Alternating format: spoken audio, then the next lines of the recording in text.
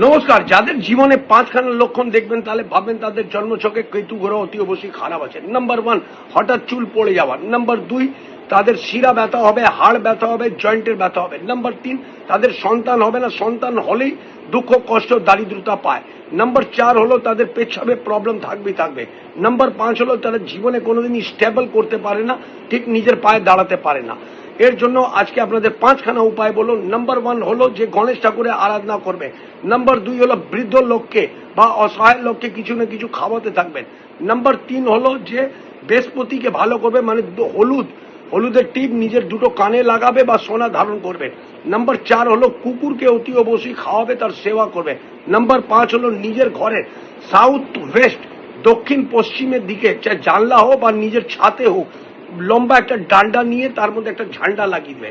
এই ক্রিয়াগুলো করুন, দেখুন আপনাদের কেতু গ্রহ অতি অবশ্যই ভালো ফল দিতে শুরু করবে।